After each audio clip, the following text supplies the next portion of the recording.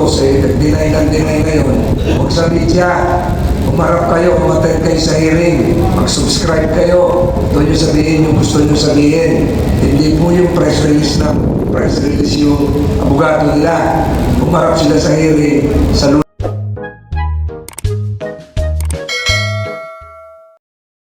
Trolling operations allegedly funded by China. Naniniwala ka ba dyan, Senator, sa denial nila? And meron ka bang hawak na witness na former employee noon na makapagpapatotoo na talagang may ganun silang operations? We'll be having a hearing on May 5. Everything will be under oath. So kung yung Intinitos, nag-deny ng deny ngayon, huwag sa media, umarap kayo, umattend kayo sa hearing, mag-subscribe kayo, ito nyo sabihin yung gusto nyo sabihin. Hindi po yung press release yung abogado nila. Umarap sila sa hearing sa Lunes. Mas maganda po yung gano'n. Or senators, senatorial candidates, it's a related matter, do you have any measures in mind that would prevent foreign entities from doing such activities in the future, yung espionage, trolling? Meron ba kayo may isip, not necessarily China, but if you have specific measures in mind? Thank you. Attorney Ambros. Well, sabi nga ni Secretary Ibo, we should amend the espionage law dahil nakalagay ron, it should only be during wartime. Dapat hindi na, pangalawa. Dapat siguro podohan natin maigi ito, itong DICT. Isang agency talagang may know-how, no? Kung saan ang galing ito. Kasi everyone will just deny. But if there's an entity that could trace everything kung saan ang galing ito, etc., napaka-importante. Because right now, ang number one crime natin is always cybercrime. Before it used to be theft. No? So, it will come very handy. Thank you. Senator Bing. Same, yung kaya revisit na natin i-amend or repeal yung Commonwealth Act 616, yung anti-espionage, napaka-antiquated. Ang parusa doon, pagka may gera, 30 years or less. Tapos ang pagka peacetime naman, 10 years or less. Ang multa, 10,000 pesos. So kaya may multahan yun naman nagbabalite. So hindi lang direct against China, but any other foreigner or even citizen or citizens of this country dapat managot pag-commit ng espionage. And it is the height of treason or being treacherous, being a traitor, kung sarili pa natin mga kababayan at tutulong pa sa foreigner para maligtik sa ating bansa, dapat doble pa kayo parusa dun eh. Dahil sipin mo kababayan natin, tutulong ka pa sa hindi mo kababayan para ipahamak ang sarili mong kababayan. I worked with Senator Tolentino for 6 years in the Senate. He has never been known to come up with any charge or accusation that is not well founded. May pundasyon pagka sinabi niya. So I would rather believe Senator Tolentino than the spokesman of Pilipinos. I just know.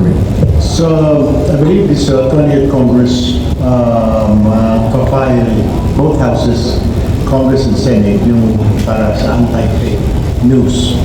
Kasama na doon, kung hindi pa man kasama, isasama ko na yung trolling na yan, at saka yung mga paggawa-gawa ng mga social post na makapagpapabagsak sa gobyerno. Yung trolling na yan, may kita mo unti-unti kasi nakaka-influence siya sa mga nagbabasa. Dito pala ito, yung pala, mga fake news lahat. So siguro, kasama na sa fake news, talagang bigatan yung parusa para tumigil. Kasi wala nang tigil. Talagang hindi mo na alam kung anong, lalo na yung hindi nagbabasa ng, ang pinaniniwalaan nila nila social media, hindi na nagbabasa, hindi na nagpa-follow sa mainstream media. Ang nakarely na lang sila sa social media. So, kailangan siguro natin ng batas na yan, mga trolling na yan, and much more, kaya yung ginagawa ng kumpanya niya, na ang purpose, ipabagsakin ng gobyerno, dapat talaga mabigay ng gobyerno, Marcos. Isa pa sigurong concrete sa budget, i-augment natin yung pag-purchase ng mga technical equipment ng PNP, AFP, yung intelligence community. Kasi alam nyo, kaya tayong pasukan ng yung IMSI, yung IMSI, di ba? International Mobile Subscriber Identity Capture. Namomonitor talaga, kaya bakit nasa COMELEC? As we speak, alam ko naman yung NBI, naggagawa na ng forensic examination doon sa equipment nilang nahuli. On top of interrogating the arrested suspect doon sa tabi ng COMELEC.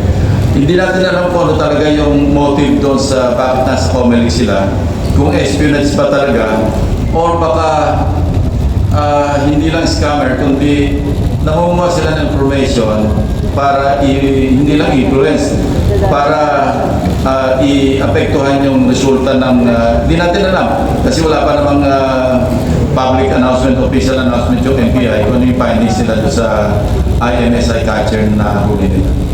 So, pero kailangan talaga palakasin natin yung batas on top of strengthening the intelligence community agencies by way of equipping them with the updated equipment. Carlo, if I may, I just want to ask, may just briefly shift to another topic, but still related to our sovereignty.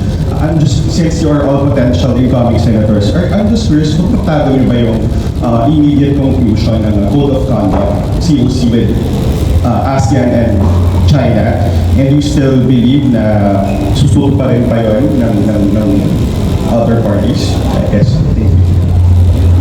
Senator Tolentino. Siguro I don't judgment on that because when that was conceptualized, wala pa tayo nitong mga multilateral exercises natin with other countries. Wala pa itong reciprocal access agreement with Japan. Wala pa itong kapipirma ng kamakalwa with New Zealand. Wala itong forthcoming RAA with France and Germany. So medyo na iba yung configuration ngayon. Before, the Code of Conduct would just involve our ASEAN partners now. We have other countries, even coming from the European Union. So I would withhold judgment. Siguro it can be modified. It can be applied subject to the application of existing and new treaties which the Philippines entered into. Napakarami po na apila ngayon na Korea ata, meron na rin. So lahat po ito dapat because the West Philippine Sea is not just for the claimants. The West Philippine Sea involves a multi-nation trade route involving almost $1.3 trillion of trade. Bakit mo lang ililimit lang dito sa ganito? Hindi lahat doon dumadaan Even Austrian vessels, lahat doon dumadaan. So, we might as well involve other countries. If there is going to be a bigger code of conduct, let it be a code of conduct compliant with the law of the Sea Convention. Let it be a code of conduct that would support and uphold the 2016 Hague Arbitral Ruling. And let it be a code of conduct that would support the Philippine Maritime Zones Law. Thank you. Yes, Congressman Rubio. Kaya wala. Kahit anong kanta kung gawin lagay mo dyan hindi naman sinusunod. Yung ruling ng Hague, hindi naman sinunod Because China is a bully. Bakit natin susunod? Bakit? I mean, useless We have filed so many protests, kaliwat kanan, kung ano-ano. He doesn't listen, they don't want to listen. Kahit na magsama-sama pa tayo sa ASEAN. China is a superpower dito sa ASEAN. So what's the use? Magsama-sama tayo, girahin natin. Come on. Useless yung code of conduct. I think we have to come up with something very tough stance. Kasi otherwise, kung code of conduct lang, sir, useless. It's the Israeli niwala dyan. Thank you. Any additional insights? Okay, that note, nagpapasalamat tayo kay JP at sa ating mga miyembro ng media. And bago tayo magpaalam, we would like to call on the candidates to give a short message para sa ating mga kaibigang Batanggenyo. Simulan natin. Number 1 sa balota, Senator Benher Abalos. Salamat po ako kay Secretary Secretary Recto, kay Ralph, and of course, Governor B, at sa po ng mga Batanggenyo. Maraming salamat po. Number 9 sa balota, Senator Abby Binay. Nagpapasalamat po rin tayo kay Sec. Ralph Recto sa mainit na pagtanggap po dito sa Batangas. Pero talaga nakakalituan sa pangalan, that's normal. Yes. Number 33 sa balota, Senator Ping Lacson. Maraming salamat sa inyo lahat sa ugnayan na ito na nakapagpalitan tayo ng mga puro-puro. We just hope na medyo satisfied kayo sa mga sagot namin. Maraming salamat. Number 59 sa balota, Senator Tito Soto. Ang Batangas, malapit sa puso ko lagi ito kasi dito ako kinasal. 1969, tada na ako. Marami sa inyo di pa pinakawalan. At saka, pagkalinggo, dito rin ako kumukuha ng panggasolina. Paglinggo sa Malaraya, galing kay Congressman Edwin, saka kay Mayor Joby ng Batangas. Number 61 sa balota, Senator Francis Tolentino. Salamat po sa ating mga host, Secretary Ramsey, Governor Vilma Santos, at salamat po sa mga mamamayan ng Batangan. Number 63 sa balota, Senator Erwin Tulfo. Thank you po kay Secretary Ralph at saka sa kanyang butihing may bahay si Ate Lee at ang kanilang anak na si Vice Co. Lucky.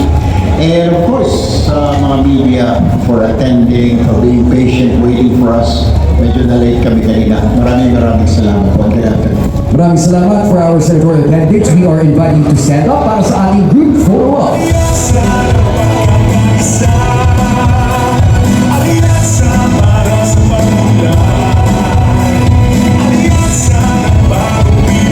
Maraming salamat ulit sa ating